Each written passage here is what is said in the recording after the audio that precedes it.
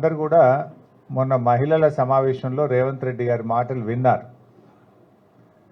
ఎండలు బాగా కొడుతున్నాయి, ఎండలు కొట్టి పంటలు ఎండిపోతే హరీష్ రావు గారు కేటీఆర్ గారు ఆనందపడుతుండ్రు అని మాట్లాడండి.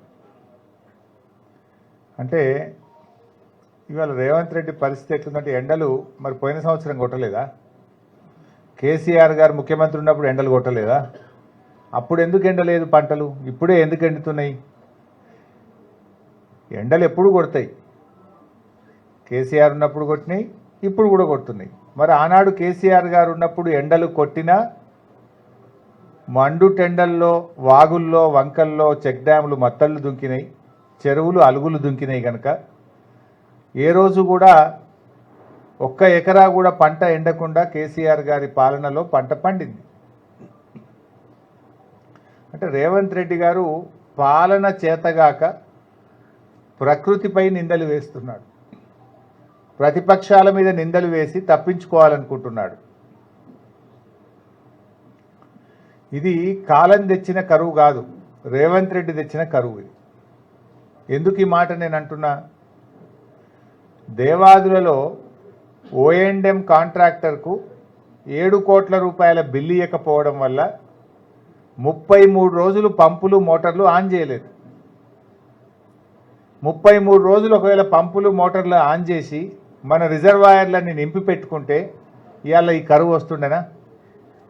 రేవంత్ రెడ్డి తన చేతగాంతనాన్ని తన తప్పిదాన్ని తప్పించుకోవడానికి హరీష్ రావు గారి మీదనో కేటీఆర్ గారి మీద నిందలేసుడో, ఎండల మీద కాలం ప్రకృతి మీద నిందలు వేసో నెపాలు పెట్టి తప్పించుకోవాలని చూస్తున్నాడు. నువ్వు తప్పించుకుంటే తప్పించుకోలేవు రేవంత్ రెడ్డి. ప్రజలకు తెలుసు కదా. ఏమన్నా మేము అడ్డం గీట నిలబడ్డామా? నీళ్ళు ఇయ్యకు వద్దు రేవంత్ రెడ్డి అని మోటార్లకు అడ్డం హరీష్ రావు గారు బీఆర్ఎస్ నాయకులు నిలబడ్డారా? ఇది నీ చేతగాంతనం. నీ పాలన ఎట్లా ఉందంటే 20% కమిషన్. మొన్న ఎక్కడో రేవంత్ రెడ్డి నాదంతా 2020 మ్యాచ్ అన్నాడు. అవును, నీది 2020 మ్యాచే. నీదేముంది? నీ 2020లో ఫైనాన్స్ డిపార్ట్మెంట్లో బిల్లులు ఇవ్వాలంటే 20% కమిషన్, రెవెన్యూ డిపార్ట్మెంట్లో భూములకు క్లియరెన్స్ ఇవ్వాలంటే 20% కమిషన్, మున్సిపల్ అడ్మినిస్ట్రేషన్ డిపార్ట్మెంట్లో అపార్ట్మెంట్లకో గేటెడ్ కమ్యూనిటీలకో పర్మిషన్ కావాలంటే 20% కమిషన్. ఇదంతా 2020 రేవంత్ రెడ్డి. ఎవరు కాదంటారు? నీకు 2020 మీద ఉన్న ప్రేమ రైతులకు నీళ్లు ఇవ్వడం మీద లేకపోవడం వల్లనే ఇలా వరంగల్ జిల్లాలో పంటలు ఎండుతూ ఉన్నాయి. ఈ పంటలు ఎండడానికి కేవలం కాంగ్రెస్ ప్రభుత్వ వైఫల్యం. ఇదేదో ప్రకృతి వైపరీత్యం కాదు, ఇది కాంగ్రెస్ ప్రభుత్వ వైఫల్యం. ఇది ముమ్మాటికి రేవంత్ రెడ్డి ప్రభుత్వ వైఫల్యం. ప్రకృతి ఈసారి కనికరించింది. పోయినసారి కంటే ఈసారి కాలం మంచిగైంది, వర్షాలు బాగా పడ్డాయి. కృష్ణా నదిలో వేలాది టీఎంసీల నీళ్లు సముద్రంలో కలిసినాయి, గోదావరిలో వేలాది టీఎంసీల నీళ్లు సముద్రంలో కలిసినాయి. కేసీఆర్ ఉండగానేమో చుక్క చుక్కను ఒడిచిపెట్టిండు, రేవంత్ రెడ్డి ఏమో నీళ్లను వదిలిపెట్టిండు. కేసీఆర్ గారు గోదావరిలో నది ప్రారంభమైందనగానే మోటార్లు ఒక్క సెకండ్ కూడా లేటు కాకుండా మోటార్లు ఒత్తుపిస్తుండే, ప్రతి చుక్కను తెచ్చి రిజర్వాయర్లు నింపుతుండే, చెరువులు నింపుతుండే, వాగులల్లో నీళ్లు వదులుతుండే. ప్రతి చుక్కను ఒడిసిపట్టింది కేసీఆర్ అయితే ఇడిచిపెట్టింది రేవంత్ రెడ్డి. గందుకే తిప్పలైతుంది. వాస్తవానికి కాలం మంచిగా కాగానే నదిలో నీళ్లు రాగానే నువ్వు మోటార్లు ఒత్తాలనా వద్దా? ఎండాకాలంలో నువ్వు ఓఎండ్ఎం పనంతా చేసుకొని కాంట్రాక్టర్లను సమాయత్తం చేయాల్సిన బాధ్యత ప్రభుత్వందా కాదా? అంటే నీకు పరిపాలనా దక్షత లేదు, లేకిడితనం తప్ప, పిచ్చి మాటలు తప్ప పాలించే దక్షత రేవంత్ రెడ్డికి లేకపోవడం వల్ల ఇవాళ రాష్ట్రానికి ఒక గ్రహణం లాగా పట్టింది ఈ రేవంత్ రెడ్డి. ఎందుకు 33 రోజులు మోటార్లు ఆన్ చేయలేదని నేను అడుగుతా ఉన్నా. ఇప్పుడు కూడా ఏమవుతుంది? అది పాపం మా పల్లారాజేశ్వరరెడ్డి గారు పోరాటం చేసిండు. మంత్రి దృష్టికి, ఇరిగేషన్ సెక్రటరీ దృష్టికి, ఈఎన్సీ దృష్టికి, చీఫ్ ఇంజనీర్ దృష్టికి వెంటబడి ప్రయత్నం చేస్తే మెల్లగా 30 రోజులకు అప్పుడేదో 7 కోట్లు ఇచ్చారు.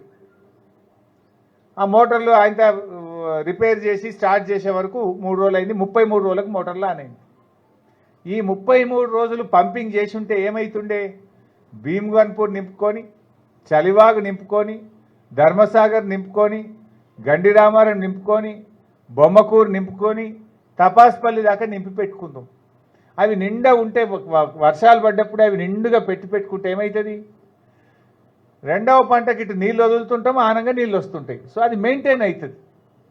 మీరేం చేసిన 33 రోజులు మోటార్ నడవకపోవడం వల్ల ఇప్పుడు మీరు మోటార్లు స్టార్ట్ చేసినా కూడా నీళ్ళు అందుతలేవు, పంటలు ఎండిపోయే ప్రమాదం ఉంది. ఇలా ఒక వరంగల్ జిల్లాలో 1,00,000 ఎకరాల్లో పంట ఎండిపోతుందంటే ఇది కేవలం కాంగ్రెస్ ప్రభుత్వ వైఫల్యం, రేవంత్ రెడ్డి వైఫల్యం తప్ప ఇది ప్రకృతి వైపరీత్యం కానే కాదు.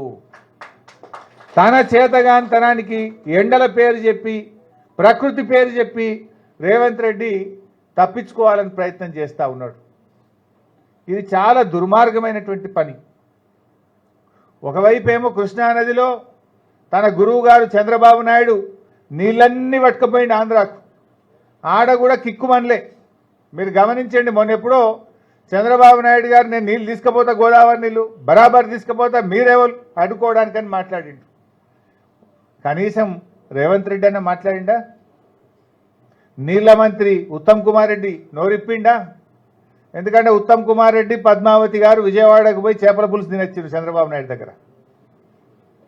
రేవంత్ రెడ్డి ఏమో చంద్రబాబు నాయుడు ప్రజాభవన్కు పిలిచి ఈ మధ్య అడుగులకు మడుగులొత్తి ఆయనకు పాదపూజ చేసిండు. అందువల్ల మీకు అడిగే ధైర్యం లేదు, ప్రశ్నించే దమ్ము లేదు నీకు. ఉత్తమ్ కుమార్ రెడ్డి గారు కుటుంబ సమేతంగా పోయించిండు చంద్రబాబు నాయుడు గారి దగ్గర, మంచి భోజనం చేసి వచ్చిండు. రేవంత్ రెడ్డి గారేమో గురుదక్షిణ చెల్లిస్తుండు. దాంతో కృష్ణానది నీళ్లు మొత్తం కూడా ఆంధ్రాకు పోయినాయి. ఈరోజు నల్లగొండ జిల్లాలో పంటలు ఎండిపోతున్నాయి. నీళ్ల మంత్రి జిల్లాలోనే ఈరోజు పంటలు ఎండిపోతున్నాయి. అదేవిధంగా ఇలా ముఖ్యమంత్రి జిల్లా మహబూబ్ నగర్లో కూడా ఈరోజు పంటలు ఎండిపోతూ ఉన్నాయి.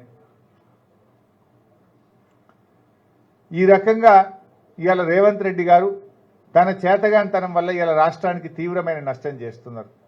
ఇవాళ దక్షిణ తెలంగాణ మహబూబ్ నగర్ నల్లగొండలో పంటలు ఎండిపోవడానికి ఆంధ్రప్రదేశ్ రాష్ట్రం అడ్డగోలుగా కృష్ణానదీ జలాలు దోపిడీ చేస్తుంటే ఈ ప్రభుత్వ నిర్లక్ష్యం వల్ల, ఈ ప్రభుత్వ చేతగాంతనం వల్ల ఇవాళ నల్లగొండ, మహబూబ్ నగర్, ఖమ్మంలో పంటలు ఎండుతూ ఉన్నాయి. ఇవాళ దేవాదుల మంచిగా కట్నీళ్లు పెట్టిన పోయి కేసీఆర్ గారు బ్రహ్మాండంగా సమ్మక్క సాగర్ కట్టిండాడు. సమ్మక్క సాగర్లో ఇవాళ కూడా 3.5-4 టీఎంసీల నీళ్లు ఉన్నాయి. నీళ్లు లేక కాదు, బిల్లులు ఇయ్యక మోటార్లు సకాలంలో చాలు చేయకపోవడం వల్ల కరువు వచ్చింది. దేవాదులకు ఇవాళ 3rd టీఎంసీ ఫేజ్ 3 దేవాదుల కూడా ఇవాళ పూర్తయింది ఆల్మోస్ట్. అసలు మోటార్ వచ్చేది ఉండి ఇప్పటికే లేట్ చేసింది ప్రభుత్వం. కేసీఆర్ గారి హయాంలో 99% దేవాదుల ఫేజ్ 3 పనులు పూర్తయినాయి. ఆ ఫేజ్ 3 మోటార్లు ఆన్ చేస్తే కూడా ఇంకా ఎక్కువ నీళ్లు తెచ్చి బ్రహ్మాండమైన పంటలు పండించే అవకాశం ఉంటుంది. ఇటు జనగామ కానీ, అటు పాలకుర్తి కానీ, ఇవాళ స్టేషన్ గన్పూర్ కానీ, ఇలా అన్ని నియోజకవర్గాల్లో పాపం రైతులకు పెద్ద గోస అవుతున్నది. ఇలా పెట్టుబడి అంతా పెట్టిండ్రు, దాదాపు 50-60%, 70% కొన్ని చోట్ల పంటలు ఎండిపోయే ప్రమాదం ఉన్నది.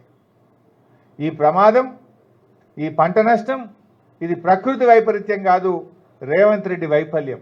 అందువల్ల ప్రభుత్వం తక్షణమే దేవాదుల ఫేజ్ 3 మోటార్లు ప్రారంభించాలి, పంటలు కాపాడాలని చెప్పి ఈరోజు బీఆర్ఎస్ పార్టీ డిమాండ్ చేస్తుంది. అరే నీళ్ల మంత్రి రాడా జిల్లాకు వచ్చి జిల్లాలో కాంగ్రెస్ పార్టీ నాయకులకు, ఈ జిల్లా కాంగ్రెస్ మంత్రులకు పట్టలేదా? మీరు పట్టించుకోరా? రివ్యూ చేయరా? మీరు 1,00,000 ఎకరాల్లో పంట ఎండిపోతుంటే మీకు పట్టలేదా? ఇప్పటికైనా తక్షణమే స్పందించాలి, ఫేజ్ 3 దేవాదుల ప్రారంభించాలి, పంటలు కాపాడాలని చెప్పి మేము డిమాండ్ చేస్తూ ఉన్నాం.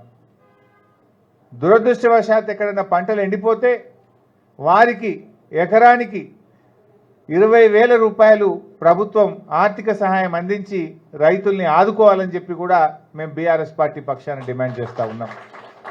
నువ్వు చేసిందేం లేదు రైతులకు.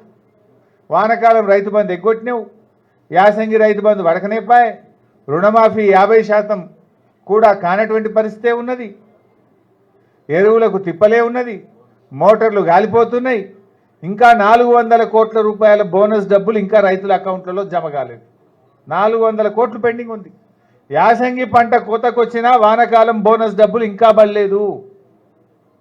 నీ మాటలు కోటలు దాటుతున్నాయి తప్ప చేతలు గడప దాటలేవు. వడ్లకు బోనస్ వల్లే, రైతు బంధు రాలే, రుణమాఫీ సగం కూడా కాలేదు. అన్ని అబద్ధాలు. ఇక కరెంటు కూడా లో వోల్టేజ్ రావడం